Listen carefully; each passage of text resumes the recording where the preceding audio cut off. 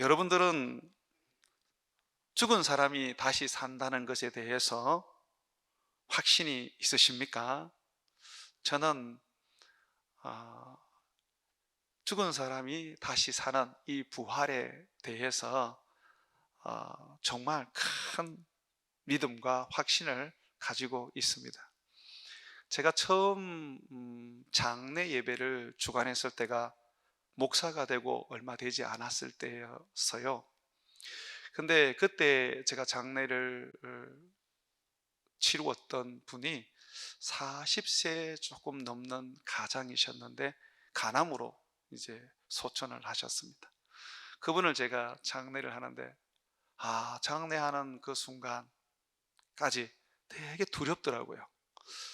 젊은 분이 천국을 가셔서 그런지 그 가족을 보고 또 예배를 인도하는데 그 마음이 그렇게 불안하고 또 걱정도 되고, 뭐 때문에 걱정이 되는지 모르지만 그런 걱정도 되고 굉장히 힘에 겨웠습니다. 어, 입간 예배, 발인 예배 다 드리고 이제 하간 예배를 드리는데 이제 그분은 이제 땅에 이제 묻히게 되셨습니다. 그때 제가 설교 제목이 바로 오늘 본문 말씀입니다. 그 제목이 이거였습니다. 나사로야 나오너라. 그 제가 그때의 그 말씀을 이제 전하면서 유족들에게 그런 설교를 했습니다. 여러분, 지금은 너무 꽃다운 나이에 내 아버지, 내 아들, 내 가족이 천국에 갔지만 예수님이 다시 오실 그때에 예수님은 오늘 이분을 다시 살리실 것입니다. 예수님이 오셔서 분명히 말씀하실 겁니다. 얘야 나오너라. 그러면 이 사람은 다시 살아납니다. 저는 그 설교를 하면서 장래 동안에 그 힘겨웠던 거, 뭔가 모르는 어떤 그런 어, 근심스러웠고 불안했던 것들이 그 설교를 하면서 싹 떠나는 것을 느꼈어요. 그러면서 제가 그런 생각을 했습니다. 내가 목사가 된 거는 장례를 주관하기 위한 것은 아니지만 이 소망 없고 죽음 앞에 고통스러워하고 절망하고 슬퍼하는 사람들에게 희망을 주고 생명을 주기 위한 것이구나. 내가 이 말씀을 어디를 가든지 담대하게 내가 전해야 되겠다 하는 것을 그때 결심하게 되었습니다. 여러분, 예수님이 이 땅에 오신 것은 우리로 하여금 제2의 구원을 얻어 하나님의 자녀가 되게 하고 마지막 날 예수님이 재림할 때에 다시 살리기 위한 것입니다. 여러분 믿으십니까? 예수님은 우리에게 이 부활과 생명을 주셨습니다. 예수님을 믿을 때에 우리는 예수님을 영접하면서 예수님의 그 부활과 생명을 함께 영접하게 됩니다. 그래서 예수가 있는 사람은 부활이 있고 생명이 있습니다. 예수가 없는 사람은 죽음만 있을 뿐이죠. 자, 우리에게 이 생명과 부활이 우리 안에 있는데, 그런데 이것이 좀처럼 우리의 삶에 나타나지 않습니다. 생명이 있으면 이 생명으로 말미암아 생명력이 넘치고 기쁨이 있고 어떤 일이 있었어도 도전심이 있고 그리고 뭔가 하려는 의욕들이 있게 되어 있습니다.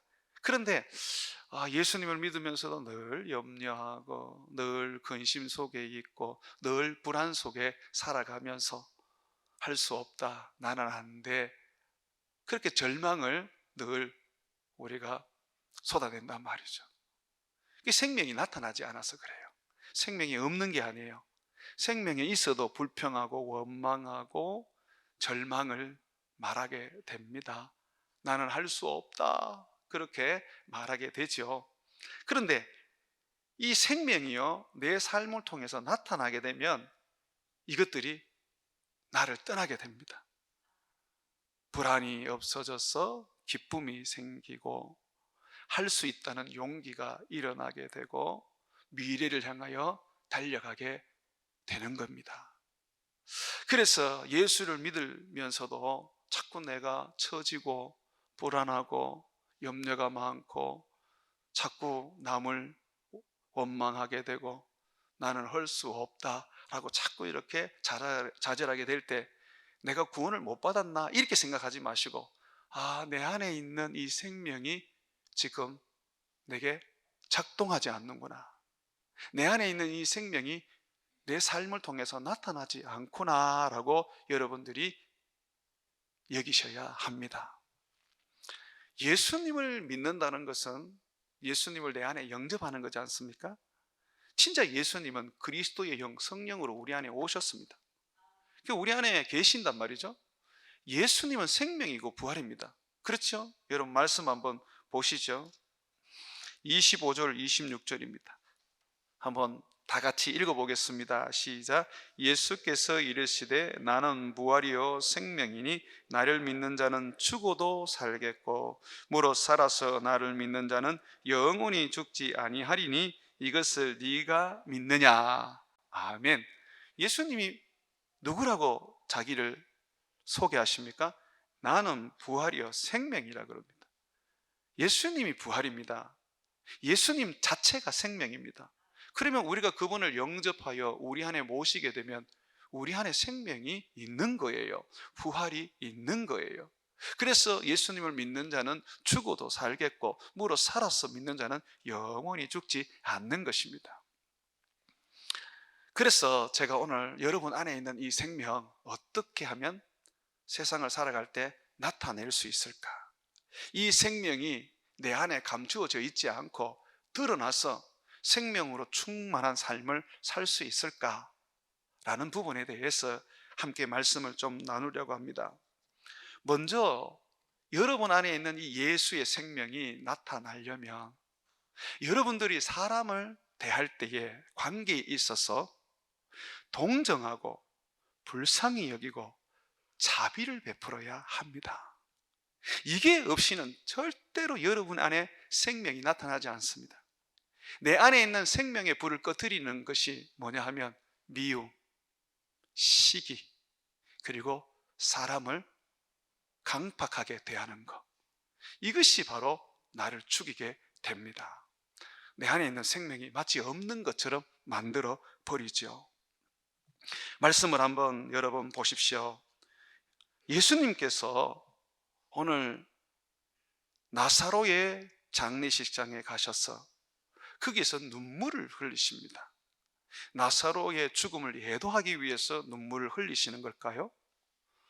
그것은 말이 안 되는 것 같아요. 왜?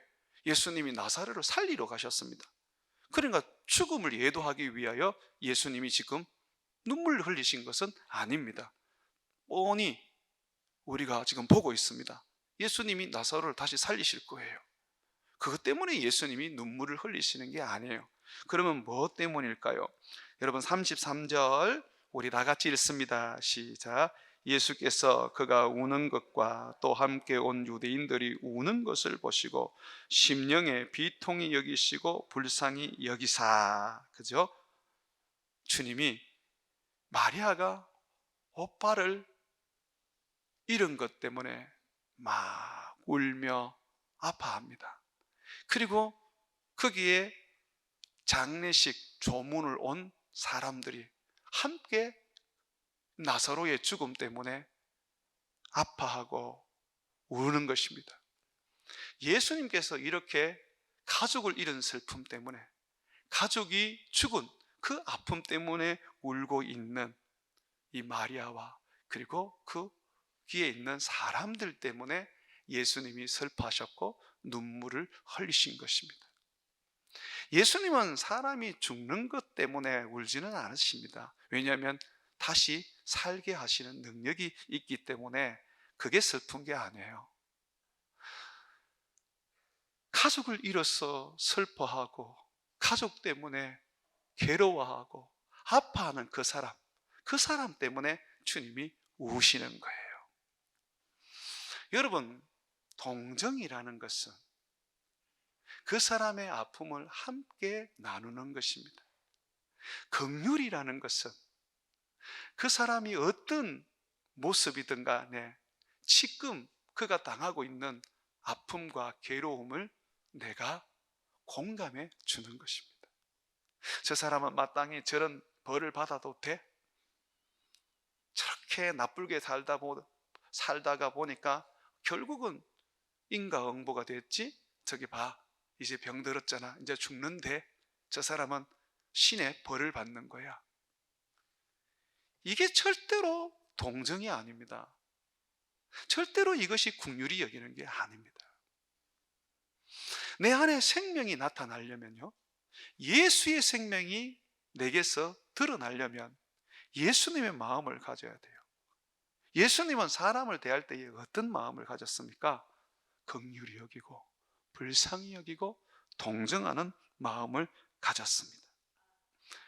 맹인을 만났을 때에 주님, 그 맹인이 예수님을 찾아와서 예수님, 예수님, 날 좀 도와주세요 라고 애원을 했을 때 예수님은 그를 착하게 여기시면서 내가 너에게 뭘 해줄까? 라고 물으셨습니다.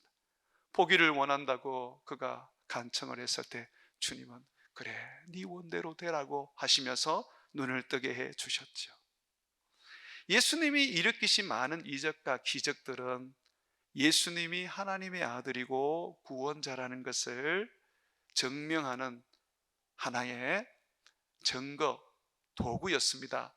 자, 그럼에도 불구하고 예수님은 때로는 너무 사람이 불쌍하고 애처롭고 긍휼히 여겨져서 이적과 기적을 베푸실 때도 많으셨습니다. 오병이어의 기적, 칠병이어의 기적, 들판에서 물고기 2마리와 떡 5개, 물고기 2마리와 떡 7개 가지고 수만 명을 먹이셨던 것은 예수님이 자기를 드러내시기보다 배고파서 길을 돌아가다가 혹시나 쓰러질까봐 염려되셨던 예수님이 그들을 불쌍히 여기고 긍휼히 여겨서 먹을 것을 광야에 주신 것입니다. 예수님은 우리가 이 마음을 가지기를 원하십니다. 욥이요, 동방의 의인이었습니다. 그런데 하나님이 그를 사단에게 자랑하시면서 그를 테스트하도록 허락하셨습니다. 사단이 자식들 다 죽여버리고 그 많던 재산들 다 없애버리고 심지어 몸에 병까지 들어서 기와장으로 끌어야지만이 겨우 견딜 수 있을 정도의 그 고통을 주었습니다. 사람이 참 처참해졌어요. 친구들이 이 소식을 듣고 3명이나 찾아왔는데 처음에는 욥을 보니까 욥이 아닌 줄 알았어요. 너무 사람이 몰골이 그냥 달라졌거든요. 저주받은 것 같은 이 욥을 보니까 친구들도 할 말을 잃고 7일 동안 그냥 무릎 꿇고 죄를 뒤집어 쓰면서 아무 말 없이 그냥 욥과 함께 있었습니다.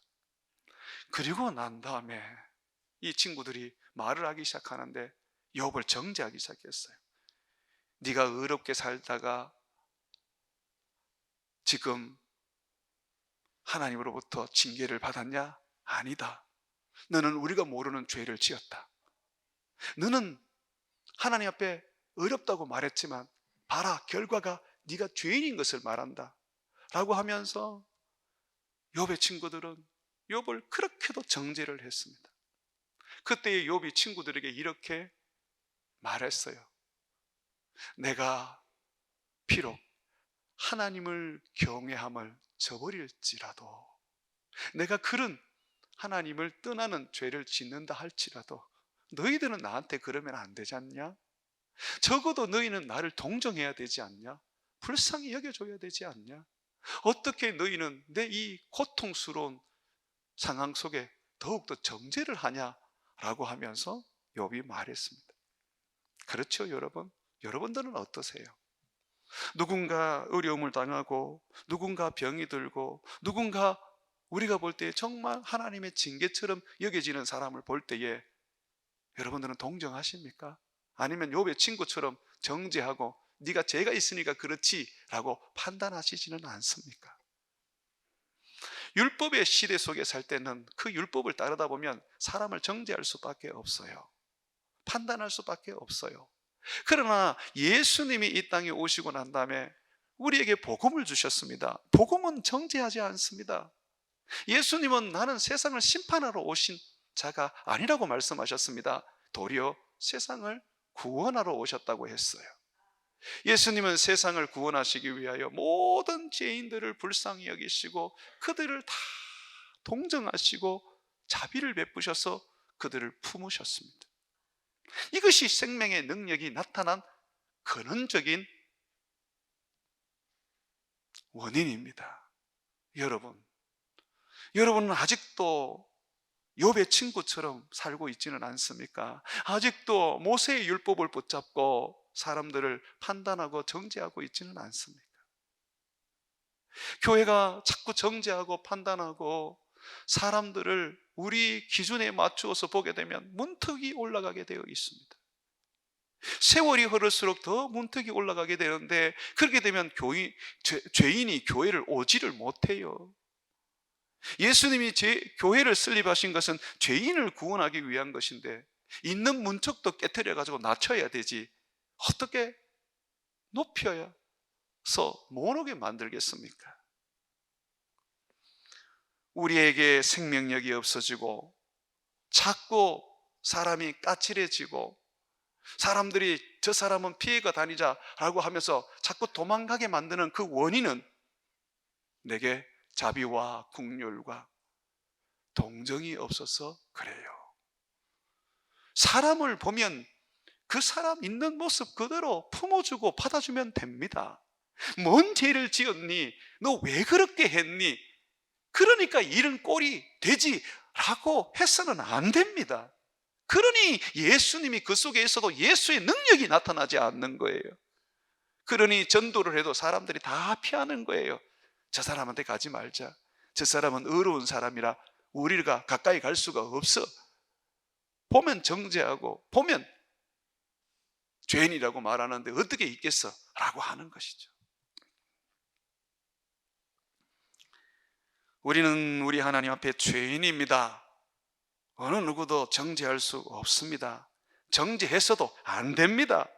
우리가 해야 될 것은 그들을 있는 모습 그대로 받아들이고 긍휼히 여기고 불쌍히 여겨야 합니다. 교도소에는 흉악한 죄를 지은 사람들이 많이 온다고 합니다. 살인죄, 희대의 살인죄를 지은 사람도 교도소에 들어가게 되죠. 그런데 그런 사람들을 전도하는 분들이 있습니다. 예수 믿는 교도관들 중에 전도하는 분들이 있습니다. 그분들은 한결같이 말합니다. 비록 죽을 죄인이지만 저는 저 사람이 불쌍해요. 왜 저렇게 살았을까? 왜 저렇게 악마가 되었을까? 라고 생각하면 마음이 아파요. 그래서 나는 저 사람이 예수 믿고 천국 갈 수 있도록 전도합니다 라고 해요. 긍휼한 마음 없이 무슨 전도를 하고 긍휼한 마음 없이 어떻게 사람을 사랑할 수 있단 말입니까? 그러므로 내 안에 생명이 있습니까? 그러면 예수님처럼 우리는 눈물을 흘릴 줄 알아야 합니다.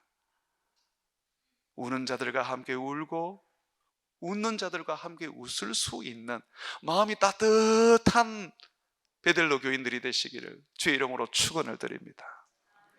두 번째로 예수님의 생명이 나타나게 하는 그 모습을 보면요, 예수님은 무덤의 문을 열으라고 말씀하십니다. 39절 말씀 한번 보시죠. 예수께서 이르시되 돌을 옮겨 놓아라 하시니 그 죽은 자의 누이 마르다가 이르되 주여 죽은 자가 나흘이나 되었음에 벌써 냄새가 나나이다. 예수님은 우리가 다시 살아나고 생명의 역사가 우리 안에서 일어나서 드러나게 하기 위해서는 우리가 부둥켜 안고 있는 상처와 고통과 지난 과거의 괴로움들을 다 열어버리기를 원하십니다. 냄새나는 내 인생을 열지 않으면요, 주님의 역사가 이루어지지 않아요. 주님은 지금 산 자를 고치러 오신 게 아니라 죽은 자를 살리러 오셨어요. 그래서 주님은 무덤 속에 들어가 있는 나사로를 살리기 위하여 요구하고 계십니다. 냄새나는 저 무덤 문을 열어라. 활짝 열어라. 목사님, 저 이거 해봤습니다. 교인들에게 내 과거도 얘기하고 내 아픔 이야기도 했는데요, 그 얘기하고 난 다음에 돌아오는 것은 도리어 상처뿐이었습니다. 내가 사람들에게 내 과거를 얘기하고 내 아픔을 이야기하면 들어주는 듯하고 공감해 주는 듯 하는데, 나중에 그걸 가지고 온 교회에 소문을 내고 마치 저를 나쁜 놈으로 만들어 놓습니다. 저도 해봤습니다. 문을 열면 도리어 사람들이 냄새 난다고 도망갑니다. 그런데 왜 열으라 그럽니까? 여러분은 잘못 여셨어요. 누가 사람 앞에 열으라 그랬습니까? 하나님 앞에 열어야죠. 그것이 기도입니다. 주님은 말씀하십니다. 기도는 은밀한 중에 보시는 하나님 앞에 드려지는 거다. 너희는 하나님 앞에 나와서 하나님께 너의 마음을 열고, 내가 병들었습니다. 내가 주님 과거로 인하여 썩은 시체가 되어버렸습니다. 주님, 나는 너무 큰 상처와 아픔이 있습니다. 주님께 열으란 말이에요. 한나는 사무엘의 엄마로서 지금의 수많은 기도하는 어머니들에게 큰 귀감이 되고 모델이 되고 있습니다. 그러나 이 여인에게도 남모를 고통과 괴로움이 있었어요. 결혼을 했지만은 자녀를 놓지 못했습니다. 당시의 이스라엘 여인으로서 자녀를 놓지 못하면 저주받은 여성이었어요. 남편의 또 다른 아내는 아이를 놓고 행복하게 살고 있었지만, 이 한나는 아이를 놓지 못하는 그 고통 속에서 날마다 눈물을 흘리며 괴로움을 토해야만 했습니다. 특별히 자식이 있는 남편의 또 다른 아내는 늘 자기를 향하여 모욕하고 천대하고 그리고 비난했습니다. 그래서 그 고통이 말로 형용할 수 없었습니다. 이 여인은요, 주님 앞에 나와서 자기의 마음을 열기 시작했습니다. 그런데 사람들이 들을까 봐 말도 못하고 입만 뻥긋뻥긋하면서 기도를 했어요. 당시에 엘리 제사장이 그 모습을 보면서 꾸중을 했습니다. 너 술 먹고 지금 술주정하냐? 어떻게 말을 안 하고 기도를 하냐? 그러면서 비난을 했습니다. 그때에 이 한나가 뭐라고 그랬습니까? 아닙니다. 내가 너무 괴로웠어. 너무 고통스럽고 아팠어. 내가 하나님께 지금 내 마음을 쏟습니다. 결국 하나님께 마음을 열고 기도했던 그는 하나님이 그 원한을 풀어주시고 그 마음의 상처를 치료해 주시고 그에게 사무엘이라는 아들을 주셨고, 사무엘 후에는 딸과 아들 5명을 더 주셨습니다. 여러분의 마음을 열 때는 한 군데 하나님입니다. 제발 지나온 과거의 그 고통을 닫아두지 마십시오. 죄로 얼룩지고 정말 냄새나는 그 추악한 일들을 덮어놓지 마십시오. 예수 앞에 나오면 모든 죄 사함받고 예수 앞에 나오면 모든 것이 치료가 됩니다. 그는 우리의 부패되고 썩어진 그 감추고 싶은 그 모든 것을 치료하고 고쳐서 새롭게 하려고 오신 우리의 구세주입니다.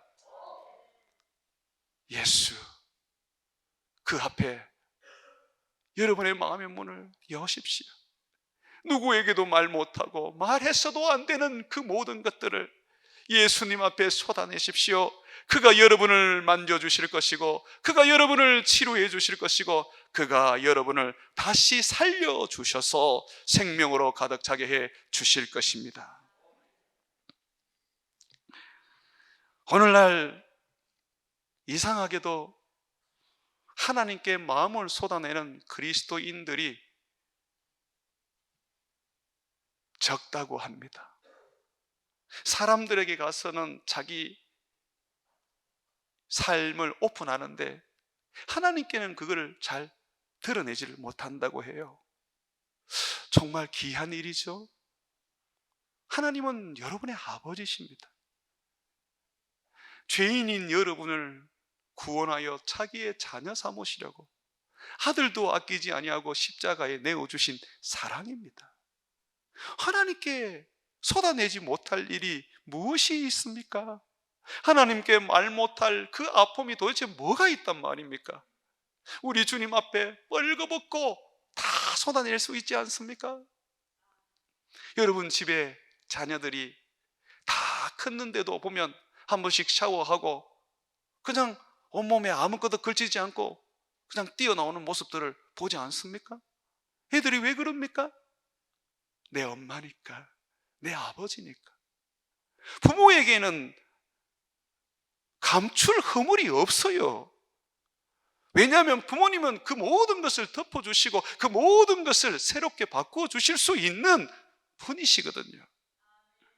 그것처럼요, 우리가 주님 앞에 쏟아내어야 합니다.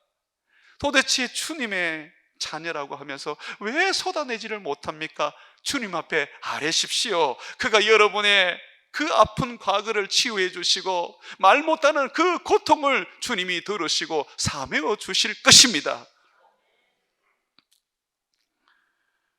세 번째는요, 주님은 너희가 생명이 나타나려면 하나님의 말씀에 접촉해야 된다고 말씀해 주고 있습니다. 오늘 말씀을 한번 보십시오. 43절입니다. 예수님이 기도를 하신 후에 무덤을 향해서 말씀을 던지십니다. 무덤을 막아놨던 돌을 굴려놓게 하신 후에 그 냄새 나는 썩은 시체 냄새로 진동하는 그곳을 향하여 주님이 말씀하십니다. 43절입니다. 이 말씀을 하시고 큰 소리로 나사로야 나오라 부르시니, 주님이 나사로야 나오라 하십니다. 자, 그런데 나사로는 어떤 상태입니까? 생명이 없는 죽은 상태입니다. 지금 죽어서 나흘이나 되어 썩어지고 있는, 흙이 되고 있는 상태입니다. 그런데 보십시오, 주님이 말씀 한마디 탁 던졌을 때 나사로야 나오너라 라고 했을 때에 이 말씀이 나사로에게 접촉되는 순간 나사로는 벌떡 살아나서 그 무덤에서 나오게 되었습니다. 우리 주님은 말씀으로 세상을 창조하시는 말씀이십니다. 그의 말씀은 권능이 있고 그의 말씀은 능력이 있습니다. 그 말씀이 우리를 구원하였고 그 말씀이 우리를 생명으로 풍성하게 합니다. 그렇기 때문에 하나님의 말씀에 접촉이 되어야 돼요. 말씀 없는 신앙생활을 하면 안 돼요. 주의 말씀을 듣고 주의 말씀을 읽고 주의 말씀을 배움으로써 날마다 그 말씀에 내가 접촉이 되어야 되는 거예요. 커넥트 해야 되는 거예요. 커넥트. 그럴 때에 그 말씀이 나를 살리는 것입니다. 내가 말씀을 들어도 그 말씀이 내게 능력이 되지 못하고 내 생명을 나타내지 못하게 하는 이유는 말씀의 능력을 믿지 않거나 또는 말씀이 주어져도 내 것이 아니라 다른 사람의 것이다 라고 여기기 때문입니다. 설교를 들으면서 자기에게 주시는 말씀으로 받아야 되는데 자꾸 우리는 어떤 마음을 가지면 이거 우리 아들에게 하는 말씀인데, 이거는 우리 아내한테 하는 말씀이야, 아이고 이거는 장로님한테 하시는 말씀이네. 늘 하나님의 말씀이 그냥 내게서 비켜갑니다. 비켜갑니다. 나와는 상관이 없는 거예요. 그러니 무슨 접촉을 합니까? 말씀과. 아멘하고 꿀꺽 삼켜야 되는데 꿀꺽 삼키지 않으니까 그 말씀이 아무런 능력이 없는 거예요. 또한 꿀꺽 삼켜도 문제는 뭐냐면 귀로 듣고 끝나버린다는 거죠.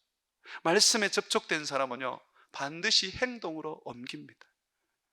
자기를 쳐서 복종시켜 그 말씀대로 살도록 만드는 것입니다. 오늘도 이미 주님께서 두 가지의 말씀을 우리에게 던져주고 있습니다. 너희가 사람을 대할 때에 동정하고 긍휼히 여기고 불쌍히 여겨라. 그래야 너희 안에 생명이 드러난다. 너희 안에 있는 그 상처와 그 썩어 부패하고 있는 죄악과 온갖 감추어 놓은 그 모든 허물들을 주님 앞에 열어라. 그리고 쏟아내어라. 이미 이 두 가지의 말씀만 여러분이 받아서 접촉만 해도 이 말씀이 여러분을 살릴 줄 믿습니다.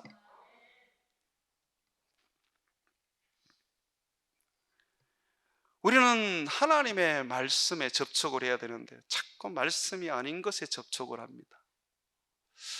설교 강단에서 전해지는 말씀보다 성도들과 이야기 속에서 성도들에게 들었던 말들의 마음을 더 빼앗기는 걸 봅니다. 그러니 생명이 없어요. 여러분들이요, 사람들의 그 신앙의 경험, 자기가 가지고 있는 그 어떤 얄팍한 신앙, 그리고 신앙생활을 해오면서 가졌던 고집들, 그리고 여러 가지 어떤 배웠던 그 지식들이 과연 여러분 안에 있는 생명을 살릴 것 같습니까? 여러분을 살릴 수 있는 것은 바로 기록된 이 계시의 말씀입니다. 강단에서 나오는 그 말씀이 분명하고도 확고한 말씀인데 그것을 제껴놓고 사람들의 그 말에 내가 접촉이 되면 아무런 생명의 역사가 일어나지 않는 거예요. 그리고 여러분들은 그리스도의 제자가 되는 것이 아니라 그 사람의 말을 들었기 때문에 그 사람의 제자가 되는 겁니다. 나는 여러분들이 이영 목사의 제자 되는 거 원치 않습니다. 제게는 제자가 없어요. 우리는 스승이 딱 한 분밖에 없습니다. 예수님입니다. 예수님. 우리는 예수님의 제자지 목사의 제자 아닙니다. 그러므로 우리는 말씀에 접촉이 되어야 하는 것이죠. 분별력을 키우십시오. 무엇이 진리의 말씀인지, 무엇이 하나님의 말씀인지 판단하고 분별력을 키우십시오.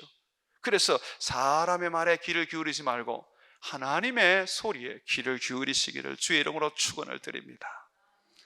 마지막으로 여러분, 정말 주님의 말씀에 내가 접촉되고도 내가 여전히 생명을 드러내지 못하고 그 생명의 풍성한 삶을 얻지 못한다면 여러분은 지금 자유하지 못하다는 것입니다. 자유하셔야 됩니다. 예수님의 말씀에 접촉된 나사로가 무덤에서 나왔지만 그러나 그는 묶여져 있었습니다. 44절 한번 보시죠. 죽은 자가 수족을 배로 동인 채로 나오는데 그 얼굴은 수건에 사였더라. 예수께서 이르시되 풀어놓아 다니게 하라 하시니라.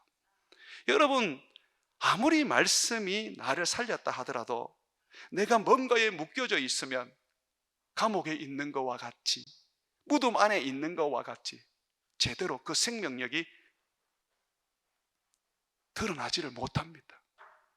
부자연스러워지고 뭔가 모르게 늘 눌려 있는 것처럼 느껴집니다. 주님은 다시 살린 나사로를 향하여 사람들에게 말합니다. 풀어 놓아 다니게 해라. 그에게 자유를 주라고 말씀하시는 것입니다. 예수님은 말하고 있습니다. 진리를 알지니 진리가 너희를 자유케 하리라. 예수를 믿는 사람은 자유로워야 돼요. 예수를 믿는 사람은 어떤 것에서도 얽매이지 않아야 합니다. 그것이 교회라고 할지라도 여러분을 얽고 맬 그런 자격은 없습니다. 만약에 여러분을 단단하게 묶을 것이 있다면 오직 하나, 성경은 말합니다. 성령이라고 합니다. 성령에 묶여야 되지 사람의 말에 묶이고 무슨 조직에 묶이고 신학에 묶이고 그냥 율법에 묶여서는 안 된다는 것이죠. 저는 개척하고 8년 동안 끊임없이 율법에 대해서 여러분들에게 가르쳤습니다. 이제는 율법에서 벗어나서 복음으로 말미암아 살아라고 가르쳤습니다. 여러분, 율법이 내 신앙에 유익이 되는 데도 있지만, 그런데 그것은 결국은 나를 포로 삼아 묶어버립니다. 여러분, 율법을 던져버리십시오. 복음을 붙잡고 예수를 붙잡고 사셔야 합니다. 갈라디아서 5장 1절에 보게 되면 그리스도께서 우리를 자유롭게 하려고 자유를 주셨으니 구름으로 굳건하게 서서 다시는 종의 명예를 매지 마라 하고 말하고 있습니다. 우리는 모두가 자유를 얻었습니다. 죄에 대하여 자유를 얻었습니다. 그러므로 어떤 죄의 정죄도 당하지 마십시오. 사단에 대해서도 자유를 얻었습니다. 그러므로 사단이 우는 사자와 같이 여러분을 향하여 삼키려고 어리렁거리더라도 두려워하지 마십시오. 절대로 사단은 여러분을 다시 사로잡을 수 없습니다. 저는요, 무엇보다도 이 목회를 하면서 우리 성도들이 가장 잘 묶이는 그 대상을 제가 알게 되었습니다. 여러분, 그게 뭔지 압니까? 사람들의 말입니다. 사람들의 말. 사람들이, 특히 교인들이 자기 경험과 자기 지식과 자기 생각을 가지고 막 쏟아내면 그 말을 듣고 그냥 상처를 입고 그 말로 인하여 막 사로잡힙니다. 여러분, 주의 복음은 우리를 얽매여 놓지 않습니다. 도리어 우리에게 해방을 주십니다. 제가 여러분들에게 지금까지 설교하면서 여러분을 한 번도 메어놓은 게 있었습니까? 생각해 보십시오. 없었을 겁니다. 누가 그러시더라고요. 우리 목사님은 너무 우리를 자유롭게 풀어서 신앙의 방종을 만드는 것 같다라고 합니다. 방종하셔서는 안 됩니다. 그러나 내가 방종하지 않게 하려고 자유를 빼앗는다. 그러면 나는 그리스도의 종이 아닌 거예요. 예수님이 자유롭게 한 것을 도대체 누가 그 자유를 막는단 말입니까? 교회입니까? 목사입니까? 장로입니까? 아무도 그리스도를 대적할 수가 없는 것입니다. 사람들이 여러분들에게 무슨 말을 하더라도 여러분들은 그저 한 귀로 듣고 한 귀로 흘러버리십시오. 예수님의 말씀은 꿀꺽 삼키고 내 속에 두어 그 말씀을 실천하시고, 사람들의 말은 그냥 듣고 흘려버리시란 말입니다. 아니면 제가 우리 아이들한테 배웠는 건데 손을 탁 내밀어서 반사! 이래가지고 돌려주십시오. 그냥 쳐내버리십시오.